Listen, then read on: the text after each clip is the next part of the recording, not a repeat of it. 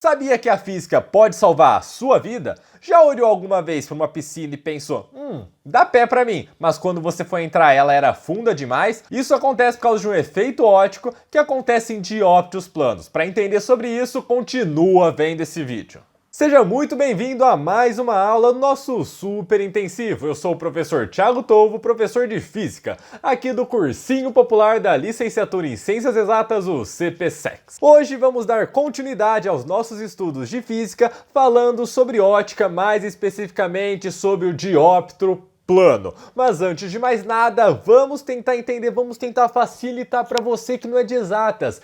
Dióptro plano. O que é um dióptro? Bom, dióptro basicamente são dois meios transparentes. Então eu só preciso ter dois meios que, desde que eles sejam transparentes, nós temos um dióptro. Por exemplo, se eu pegar o ar, é um meio de propagação do raio de luz, o raio de luz se propaga pelo ar, e um pedaço de vidro.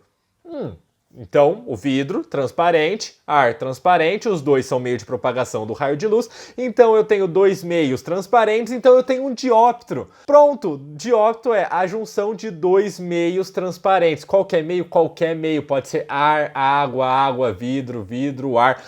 Desde que sejam dois meios transparentes, nós temos um dióptro. E para ele ser plano, para a gente ter um dióptro plano, ele tem que ser reto. Opa, não.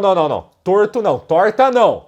Reta, tem que ser reto, tem que ser plano. Então, se a gente tiver dois meios transparentes, que eles estejam planos entre eles, estejam retos entre eles, aí sim a gente vai ter um dióptro plano. Você pode ver muito facilmente um dióptro plano, por exemplo, numa piscina. Aí, ó, esse exemplo aí, uma piscina bonita, você. Agora, repara uma coisa, quando você tá aí na piscina, você tá ali balançando seus pezinhos na água, você consegue reparar que o seu pé meio que dá uma encolhida? Ou mesmo aqui, ó, dá só uma olhada nessa escada. Parece que ela tá tudo jogada pra cima da piscina, com todos os degraus amontoados, parece que ela tá menor do que ela realmente é. Isso é um efeito óptico da luz que vai acontecer por causa da refração e é o que acontece geralmente em dióptros planos. Então vamos estudar o porquê que isso acontece, por que as coisas dentro da água ficam com uma profundidade aparente menor, as coisas ficam mais perto da superfície. A gente olha para uma piscina, o que acontece? Parece que ela é mais rasa do que ela realmente é. Então vamos ver como o dióptro plano pode salvar a sua vida. Olha só então, aqui nós temos dois meios, nós temos o meio ar que tá lá em cima e aqui onde eu tô aqui ó, é o meio água.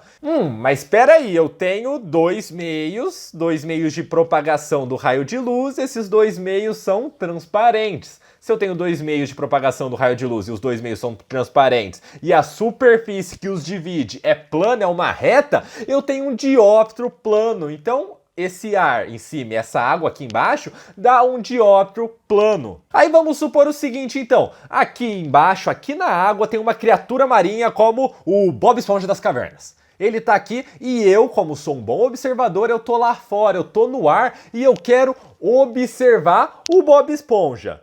Vamos ver como eu vou fazer isso. Bom, você que é meu aluno, você é inteligente, você sabe que pra gente enxergar as coisas, pra gente enxergar o mundo à nossa volta, a gente precisa do quê? Precisa da luz. A luz bate nas coisas, é refletida e vem pro nosso olho. Então, se eu tô aqui, bonitão, quero ver o Bob Esponja das cavernas, o raio de luz tem que sair do Bob Esponja. Então, vamos lá como é que vai acontecer. O raio de luz refletiu do Bob Esponja. Ah, o raio de luz pegou na superfície. O que eu vou fazer?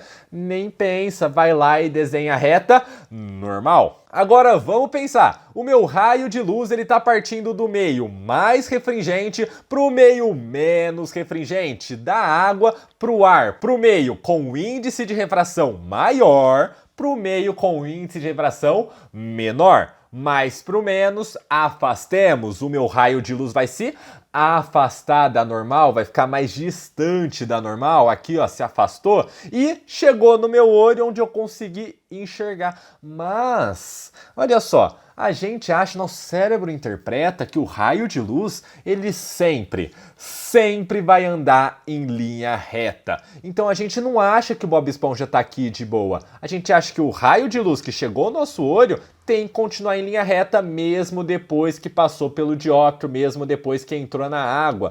Então a gente vai achar que ele vai estar aqui um pouquinho mais para cima, com uma profundidade aparente menor. A mesma coisa acontece com o quê? Acontece com o fundo da piscina. A gente olha para o fundo da piscina, mas a gente vê ela o quê? Com uma profundidade aparente, vê o fundo um pouquinho mais para cima. E aí a gente acha que a piscina dá pé pra gente, mas na verdade ela pode não dar, o que é muito perigoso. Então eu vou achar que o meu Bob Esponja das Cavernas ele vai estar um pouquinho para cima com uma profundidade aparente menor. Mas olha só, e se fosse o contrário?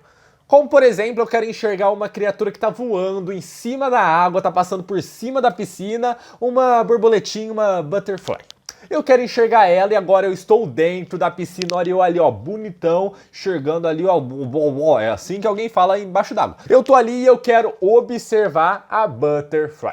Como é que eu vou fazer? Bom, se eu quero enxergar ela, o raio de luz sai dela e chega até o meu olho. Então vamos lá, o raio de luz saiu da minha borboletinha, o raio de luz pegou na superfície, eu nem vou pensar, eu vou logo desenhar a minha reta normal, a minha reta que ela é perpendicular à superfície, a minha reta que forma um ângulo de 90 graus com a minha superfície. Agora vamos analisar o meu raio de luz, ele está passando de onde para onde? Ele está passando do meio ar para o meio água, para o meio menos refringente para o meio mais refringente. Então menos para o mais, aproximais, o meu raio de luz vai se aproximar da normal. Ele devia fazer esse percurso, mas ele acaba se aproximando da normal e chegando até o meu olho, onde eu vou acabar enxergando. Mas de novo, eu acho, meu cérebro interpreta que o raio de luz, ele tem que vir em linha reta. Então eu vou acabar vendo, eu vou acabar enxergando a minha borboletinha lá em cima aqui, ó,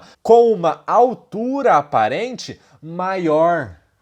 Agora eu acho que você já percebeu, mas eu vou realçar para você. Olha só, repara, tanto o Bob Esponja das Cavernas quanto a minha borboletinha, eles estão sempre na mesma reta, ó. A butterfly não foi nem mais para lá e nem mais para cá. Ela ficou na mesma vertical. Isso sempre vai acontecer no dióptro plano, professor? Sim, sempre. Por toda a sua vida, isso vai acontecer e nunca vai mudar. Quer ver? Então, os pontos principais que você precisa saber do dióptro plano são: o objeto e a imagem ficam sempre do mesmo lado em relação à superfície. Como podem ver aqui, ó, na butterfly, eles estão do mesmo lado. Então, se minha borboletinha tá no ar, a sua imagem também vai estar no ar. E no caso do meu Bob Esponja, que ele estava na água, a sua imagem também estava na água.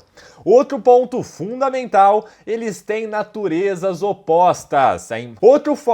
Outro fato fundamental é que eles têm naturezas opostas. Enquanto o objeto tem uma natureza real, a nossa imagem é sempre virtual. Ah, mas por que virtual? Porque lembra na construção gráfica de espelhos esféricos, sempre que uma imagem era formada pelo prolongamento do raio de luz, a imagem era virtual. Se fosse formada pelo encontro dos raios de luz, seria uma imagem real. Nesse caso, a imagem está sendo sempre formada pelo prolongamento do raio de luz. Tem que prolongar ele e aí sim dá uma imagem. Por isso a imagem é real, enquanto o objeto, ele é um objeto real. Então nós temos essa classificação: objeto real e imagem virtual. Mas e se eu quiser calcular isso daí, querer saber essa altura aparente, querer saber essa profundidade aparente? Vou ensinar uma técnica para vocês, vamos lá dar só uma olhada. Eu tenho a mesma imagem de sempre, onde aqui em cima eu tenho o ar e aqui embaixo, onde eu estou dentro, eu tenho a nossa água, muito bem?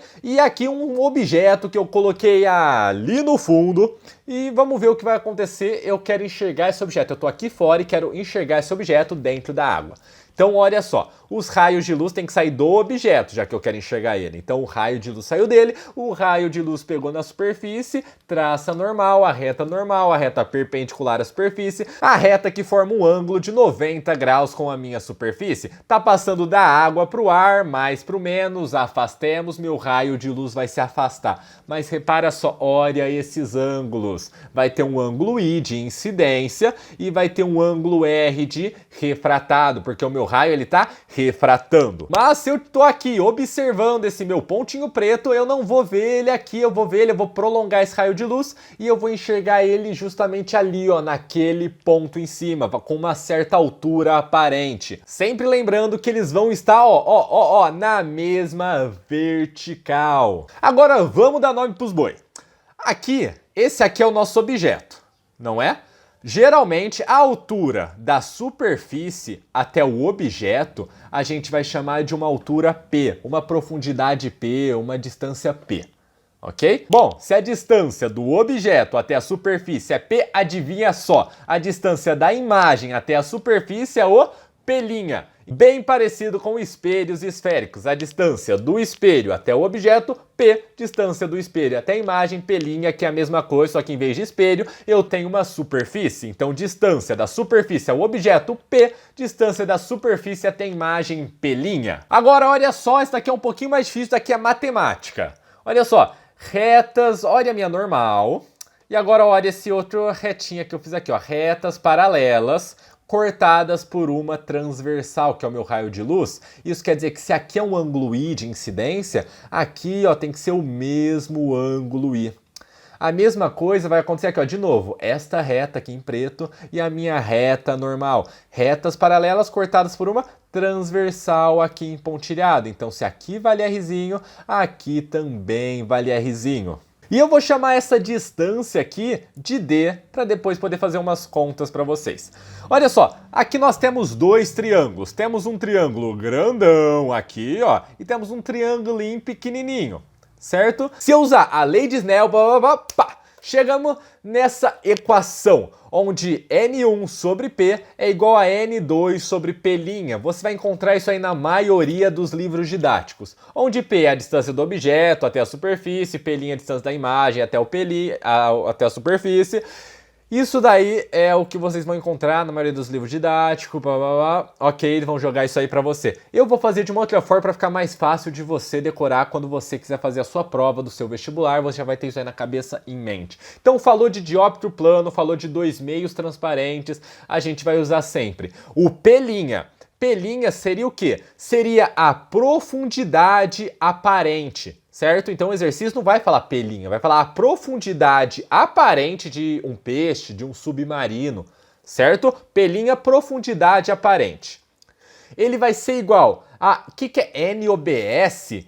N, índice de refração. OBS, observador. É o índice de refração de onde está o observador. No caso, o meu observador aqui, ele estava aqui no ar. Ele está aqui observando o pontinho preto.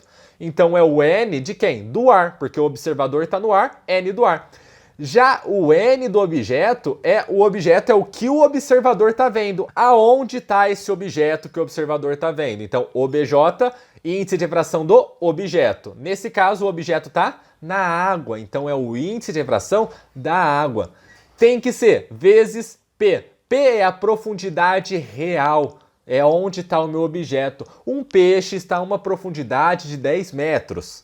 Porém, ele fica com uma profundidade aparente. Então tem diferença, a profundidade real, P, e a profundidade aparente, P'Linha. Aqui nós temos a profundidade real, P, é onde é da superfície ao objeto, e a profundidade aparente da superfície até a imagem. Muito bem? E aí você chega nessa equação P'Linha igual a N do observador sobre N do objeto vezes P. E é isso aí, pessoal. Muito obrigado por ter assistido até aqui. Eu sou o Thiago Tovo e até a próxima.